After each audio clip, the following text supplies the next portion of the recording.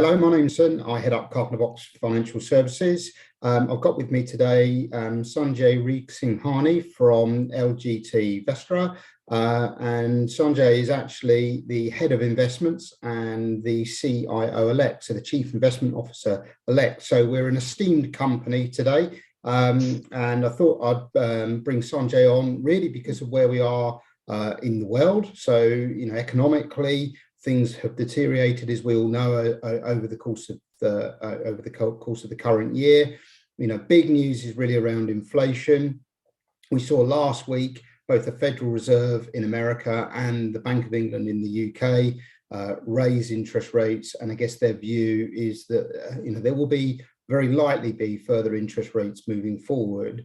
So against this background, Sanjay, where do you stand? How are you looking at the economy? I guess if we read everyday news, it would all be fairly doomsday. Is there anything in there that we might feel a little bit more positive about?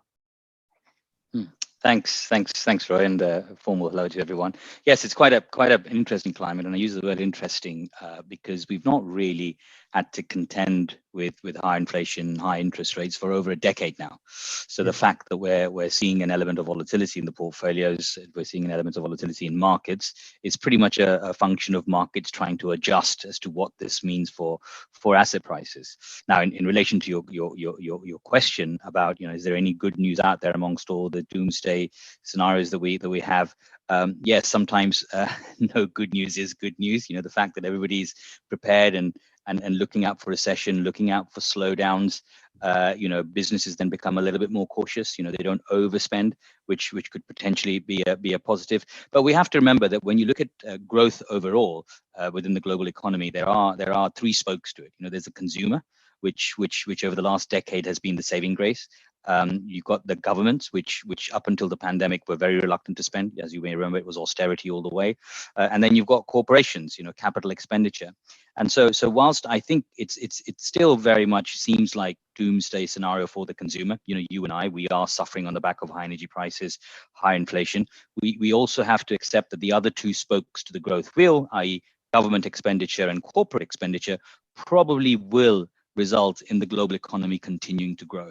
So some of the scenarios out there of a deep recession, of a material slowdown, may appear to you and I in our eyes as consumers, but let's not forget that there are other spokes to that growth wheel that arguably could keep the engine going.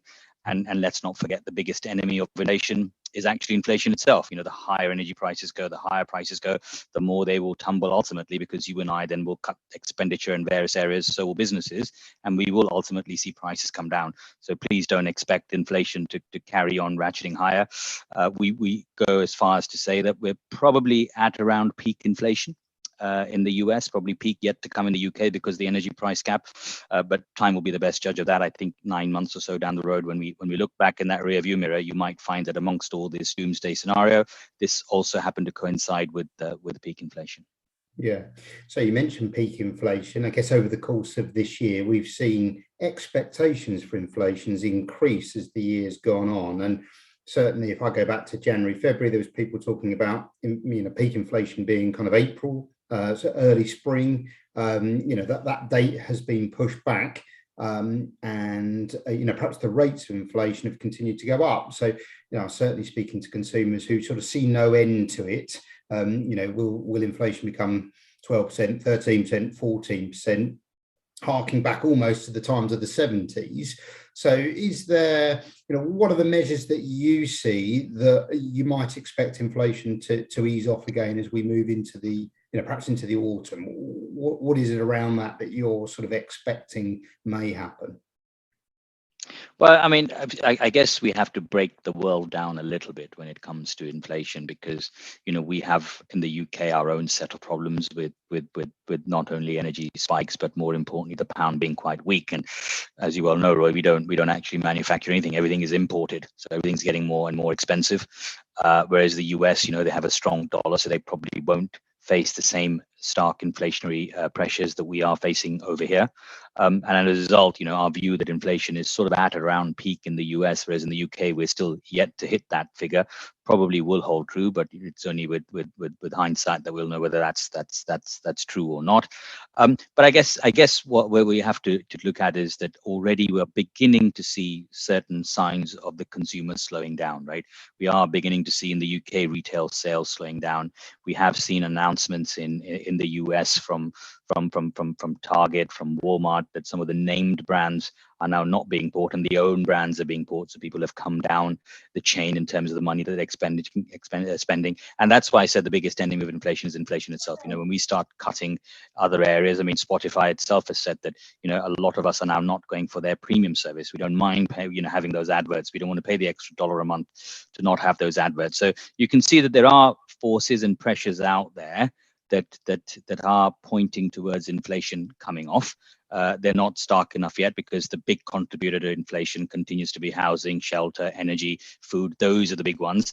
And because of the war, that's the big caveat in all of this. If things continue to deteriorate there, if things get more volatile within the region, then yes, of course, inflation won't come back down, and one has to then, reassess where inflation could head. But right now, with fertilizer prices where they are, with Ukraine being the breadbasket of pretty much Europe and the world, grain prices continue to be quite strong. And then let's not forget the whole energy conundrum, the energy saga, that Russia is a big contributor to global energy, and the fact that Europe, our US are probably going to look elsewhere for our energy sources. We might even turn to renewable, but that's going to take a decade or so.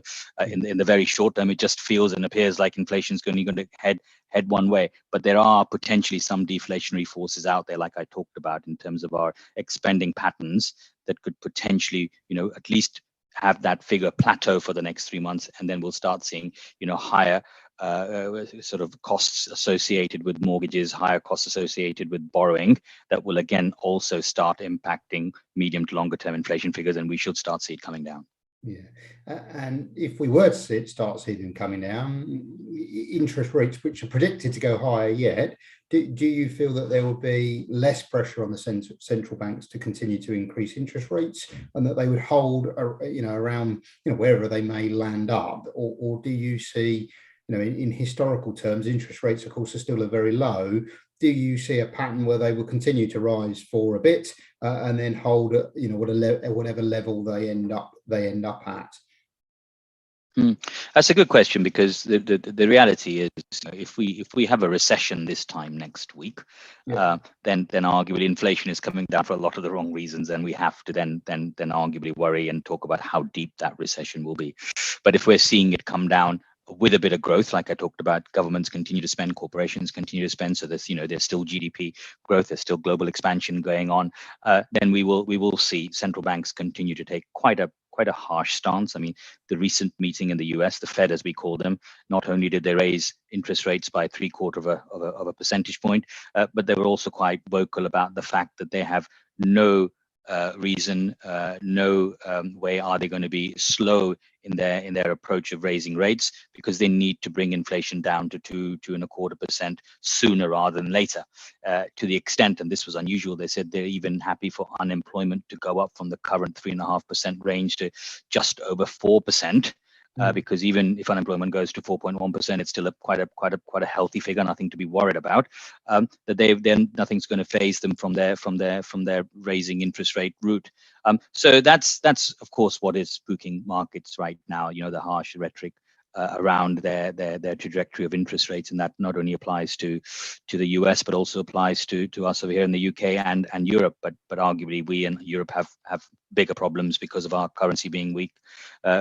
US is pretty self-sufficient. It has its own energy, it has its own manufacturing unit, so they probably won't be as impacted, and that's why they can take a slightly harsher stance. We in the UK have to be very, very careful. So any material signs of a pickup in unemployment or slowdown, we could see central banks take their foot off the pedal. So I think that's interesting. You reference markets, and I guess to some degree, again, clients will sort of say to me, well, how much further are the markets got to fall? Of course, if we all knew that, we'd all be millionaires. It would be very, very easy. We don't know, but what we must remember, of course, is that markets are forward looking. So I guess the question might be, how far forward do you think the markets are really looking at the moment? And, is it as far as the autumn, sort of factoring inflation, getting to that sort of 10 or 11% mark here in the UK, certainly? Or do you think that, there will be things that happen over the course of the summer that, might impact on the market outside of inflation that could drive it one way or another? I think that the whole inflation story is pretty much baked in now. So the way we see things is, the bond market's priced in, rate rises to be on 3%. Valuations have come off. The S&P 500 in the US, which is a sort of a global benchmark in terms of equity performance, has fallen by north of 20%, and some would argue is in bear market territory. So a lot of that seems to be baked in. What will probably drive markets over the next couple of quarters, or is obviously the war aspect. We don't want things to worsen there. I know it's no longer makes news headlines, but it's still very much having an impact on commodity prices, which in turn impact the way you and I live and stock markets. But I guess the big thing will be company announcements. It's very, very important for us to see as money managers what are corporations doing and saying, how much of the increased costs are they able to pass on? How much are their margins being impacted? And most importantly, are they seeing a slowdown?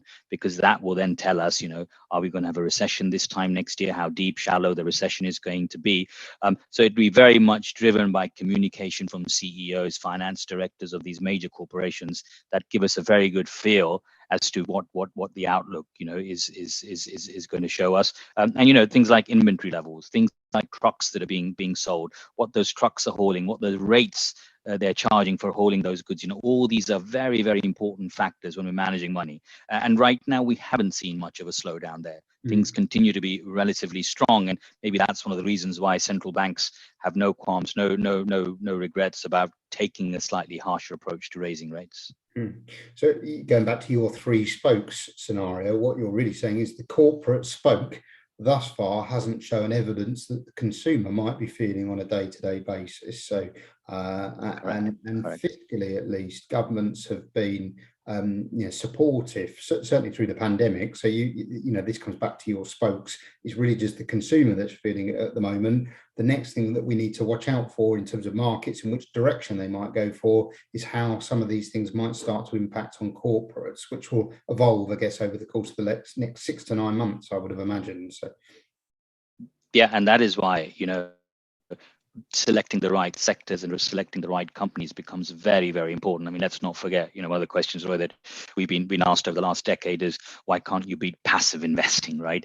And with the benefit of hindsight, I can tell you and all our listeners that the reality is that when we were in a climate where inflation was virtually zero, interest rates were virtually zero, if anything gave you a return over 0%, we'd grab it. And the whole market, every single company in the market was giving us a return over zero. So everybody was just buying the index. But now we have to be a little bit more selective. We have to pay more attention to what corporations will be saying. There'll be certain sectors that will suffer a lot more than other sectors. There'll be certain sectors that are in a better position to pass on the increased cost to their next user. I mean, Microsoft is a classic example. They're very good at passing on any increase in cost to the next user. So if Microsoft share price is down 30%, it's a screaming buy. Right, as opposed to some of the other sectors that are going to find it a little bit tougher. And then there's geographies as well that we will be looking at. So, we're not looking at the market and saying it's going to carry on falling. We're saying we need to be a little bit more selective in how we position portfolios. The debasing of markets has occurred over the last 6 months. I mean, commodities obviously have held up a little bit more, but even, oil stocks are down 13-18% in the last few weeks, even though the oil price is virtually flat. So you can see, companies out there, it doesn't matter what it is, the stock market has come off. But here on, do we want more Asia? Asia seems to have a different set of issues. They don't have the inflationary concerns and policy concerns that we have in the West. Their valuations are a lot cheaper. So Asia is looking very attractive to us. Europe and UK, we talked about, probably are the toughest places to invest in right now. But then again, there's a price for everything. And the US seems to be the one self-sufficient economy that are probably in a position to get to where they want to get to in terms of interest rates very quickly. But the market's obviously going to be a little bit nervous because, like with everything in life, even markets and policy are a bit like pendulum. They go a little bit further than they should. So from our side, it's markets we feel are probably showing pockets of value, but we have to go out there and cherry pick those pockets of value, cherry pick the sectors and companies that we think will do well over the next 18 months. You mentioned commodity prices in there, and certainly again, I've had people speaking to me about commodity prices. seen big commodity price increase. So, people are saying, well, why don't I just buy more of that? Buy more oil, buy more gold, whatever it might be. I guess, my experience is that commodity prices are extremely volatile. So, I don't know from your perspective as an asset manager, as a money manager, how much of the portfolio would you typically put towards commodities, and why would you not put more in that area? It's a good question. I mean, first and foremost, when do you buy commodities? You buy commodities as a hedge against inflation. You buy commodities when we're going to have very strong global growth. Now, some of the things that you and I have just discussed are pointing to there's being growth globally, but not very strong. So arguably, if we are seeing commodity prices rise, it's more a function of geopolitics rather than global growth or very strong global growth. The oil price has gone up because of the war. Food prices and fertilizer prices are going up because of the war. It's those price rises are not because you and I are spending more, buying more, or eating more. So when you're buying commodities today, you have to then ask yourself that can they provide you with that hedge against inflation? And a lot of work that we've done over the last few months, a lot of research that we've done, and arguably commodities do provide you with an element of a hedge in a rising inflationary period, but it's always difficult to know when to come out. But more importantly, how do you implement a commodities theme within the portfolio? I just talked about the fact that, oil companies down 13-18% in the last few weeks. We had food companies down 4% just yesterday. I mean, that's the volatility that you get. And that's because who can predict what the oil price will be tomorrow? Who can predict what the wheat or grain price will be tomorrow? It's just pie in the sky stuff. It's not like a Microsoft where I can look at the valuation profile. I can look at the new tools that they're coming out with from a software perspective. I can look at their subscription revenue and then do a discounted cash flow analysis and have signed Microsoft value. With commodities, it does tend to be pie in the sky. And if you then go down the route of buying sort of what we call ETCs, exchange traded commodities, sort of these are trackers of various commodities. They too are not that easy to implement because you could buy an oil tracker for a month, but the following month the rollover cost tends to be $5, right? And all of a sudden, if the oil price goes up by $5 this month, you lose it all just in the rollover cost. So a lot of these themes, whilst they are good to talk about in practice, they're not always that easy to implement. And like I said, they tend to be companies that are more geopolitically sensitive areas, and at the same time they tend to be of the slightly weaker balance sheet as well, unlike, I keep coming back to, the high quality business that at least provide you with that comfort that you can sleep at night. Sanjay, I really don't envy you.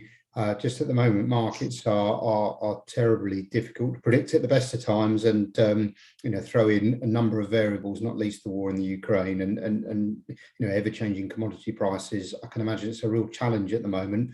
I really thank you for taking time out of your day to speak today, and hopefully for those listening in, that's been insightful. Certainly for me, it's always interesting to speak to people who are really working on a day-to-day basis in sectors where it involves choosing investments one over another.